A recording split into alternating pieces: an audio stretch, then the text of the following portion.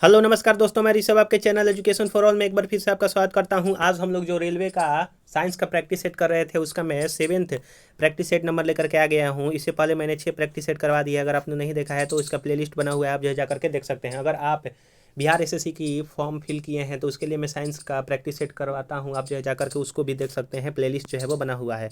तो चलिए आज का जो है वो लोग पहला क्वेश्चन कहते हैं कि यदि दिए गए वेग पर किसी ध्वनि तरंग की आवृत्ति बढ़ाई जाती है तो इसके तरंगदैर्घ्य पर क्या प्रभाव पड़ता है। तो उसके तरंगदैर्घ्य पर जो है वो इसके तरंगदैर्घ्य में जो है वो कमी हो जाएगा। तो ऑप्शन नंबर जो है वो आपका ए सही हो जाएगा, क्योंकि भी बराबर जो होता है वो एन इंटू लेमडा होता है। अगला क्वेश्चन है, क्वेश्चन नंबर 2 है कि यदि एक वस्तु का संवेग 3 गुना कर दिया जाता है तो इसकी गतिज ऊर्जा जो है वो कितना होगा। तो किसी वस्तु का संवेग अगर 3 गुना कर दिया जाएगा तो मूल मान का वह जो है 9 गुना हो जाएगा। मूल मान का जो है वो 9 गुना हो जाएगा गतिज ऊर्जा। अगला क्वेश्चन है आपका कि किसी अनुदैर्ध्य तरंग में लगातार 2 संपीड़न और 2 लगातार विरलीकरण प्रक्रियाओं के बीच की दूरी को क्या कहते हैं। तो इस बीच की दूरी को जो है वो वेवलेंथ जो है वो कहा जाता है। What is the distance called between the 2 consecutive compression and 2 consecutive refraction process in a longitudinal wave. तो उसको जो है वो तरंगदैर्घ्य कहा जाता है। अगला क्वेश्चन है आपका कि जब कई प्रतिरोध में जोड़ा जाता है तो उनका संयुक्त प्रतिरोध उनमें से न्यूनतम प्रतिरोध से कम होता है। तो क्या वो पैरेलल में जुड़ता है, बॉक्स में, हॉरिजॉन्टल में या फिर सीरीज में। तो 4 का जो है आपका समांतर हो जाएगा। यानी कि जब बहुत सारे प्रतिरोधों को समांतर में जोड़ा जाता है तो उनका संयुक्त प्रतिरोध उनमें से न्यूनतम प्रतिरोध से जो है आपका कम होता है।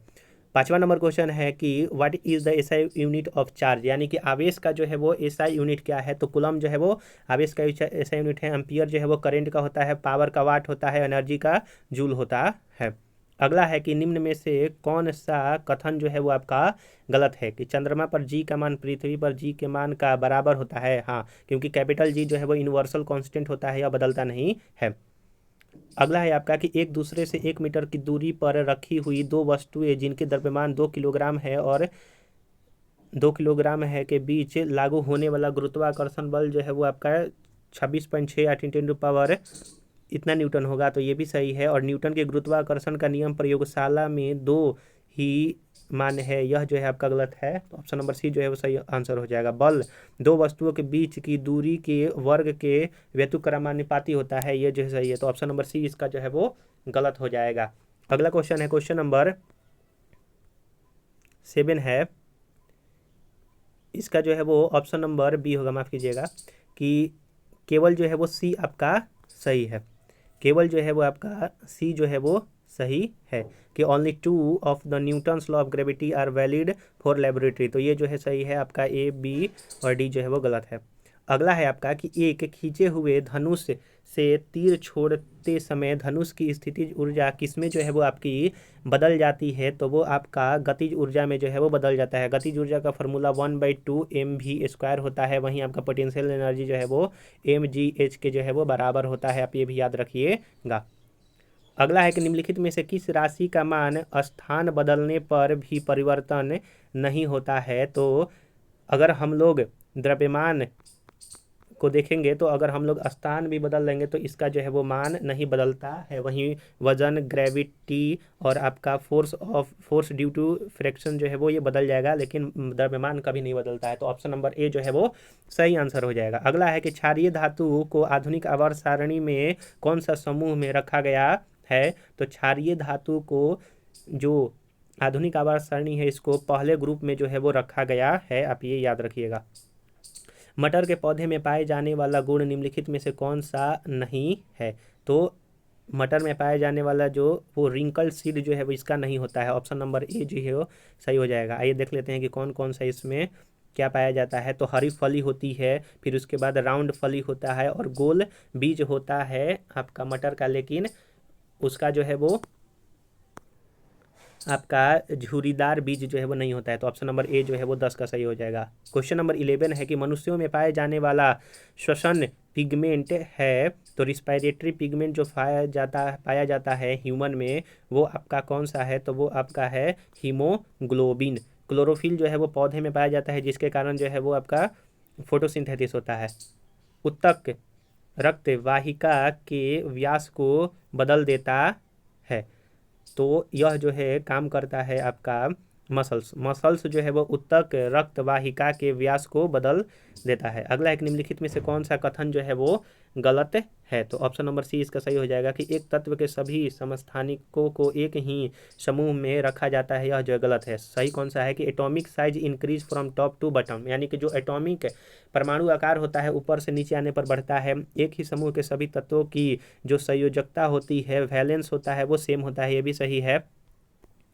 फिर उसके बाद परमाणु त्रिज्या आमतौर पर बाएं से दाएं की ओर जो है वो घटता है, तो ऑप्शन नंबर डी भी सही है। ऑप्शन नंबर सी जो है वो इसका आंसर सही है कि यह जो है आपका गलत इसमें दिया हुआ है।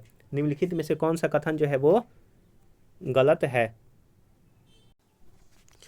तो इसमें जो है वो बोल रहा है कि कौन सा कथन जो है वो गलत है। तो परमाणु आकार ऊपर से, ये जो है हो गया है आपका क्वेश्चन, माफ कीजिएगा, क्वेश्चन नंबर जो है वो आपका 15 है कि धावन सोडा में क्रिस्टलीकरण के पानी की प्रतिशत जो है आपका कितना होता है, तो धोने वाला सोडा का जो है वो 62.9% होता है। अगला है आपका 16 नंबर कि लोहे को कठोर और मजबूत बनाने के लिए निम्न में से क्या मिलाया जाता है, तो लोहे को कठोर और मजबूत बनाने के लिए इसमें जो है वो कार्बन का प्रयोग किया जाता है, और क्रोमियम भी जो है वो, माफ कीजिएगा, कार्बन ही मिलाया जाता है, क्रोमियम आपका जो है वो स्टील में मिलाया जाता है। अगला क्वेश्चन है आपका कि निम्नलिखित में से कौन सा कथन जो है वो सत्य है, तो इसमें से जो है आपका सत्य है कि सत्य कथन है कि आपका ऑप्शन नंबर डी हो जाएगा कि द्विगुण जीव जिनमें लिंग अलग अलग होते हैं, कि द्विगुण कोशिकाओं में गुणसूत्रों का एक विशेष जोड़ा होता है जो लिंग का निर्धारण करता है, और इन्हें हम लिंग गुणसूत्र कहते हैं। तो ऑप्शन नंबर जो है वो आपका डी सही आंसर हो जाएगा। क्वेश्चन नंबर 18 है कि टिंडल इफेक्ट के कारण क्या होता है, तो टिंडल इफेक्ट जो है वो प्रकाश का बिखराव जो है वो करता है। ऑप्शन नंबर ए सही आंसर हो जाएगा। अगला है कि ब्राउनियन गति की खोज किसने किया था, तो ब्राउनियन गति की खोज जो है वो रॉबर्ट ब्राउन द्वारा जो है वो किया गया था। अगला है कि 450 न्यूटन का भार वाली लड़की का द्रव्यमान जो है वो आपका कितना होगा, तो 450 न्यूटन वाले भार लड़की का द्रव्यमान जो है वो 45.9 हो जाएगा। तो हम लोगों ने यहाँ पर जो है वो 20 क्वेश्चन प्रैक्टिस नंबर 7 का जो है वो किया। इससे पहले मैंने 6 प्रैक्टिस सेट करवाया है, अगर आपने नहीं देखा है तो आप जो जा करके देख सकते हैं। अगर आप बिहार एसएससी के लिए साइंस का प्रैक्टिस और जीके का प्रैक्टिस करना चाहते हैं तो उसका भी प्लेलिस्ट बना हुआ है, आप जो जा करके देख सकते हैं। अगर आप साइंस को चैप्टर वाइज करना चाहते हैं, रेलवे का फॉर्म फिल किए हैं, तो उसका मैं बायोलॉजी का चैप्टर वाइज करवा रहा हूं, आप जो है जा करके देख सकते हैं। उसका मैंने अभी तक 6 पार्ट करवा दिया है, तो आप जो है जा करके देख सकते हैं। अगर आपको ये वीडियो पसंद आया हो तो वीडियो को लाइक कीजिएगा, अपने दोस्तों में शेयर कीजिएगा। अभी तक चैनल को सब्सक्राइब नहीं किए हैं तो चैनल को सब्सक्राइब भी कर दिया कीजिएगा। तो चलिए हम लोग अब अगले वीडियो में मिलेंगे, तब तक के लिए नमस्कार।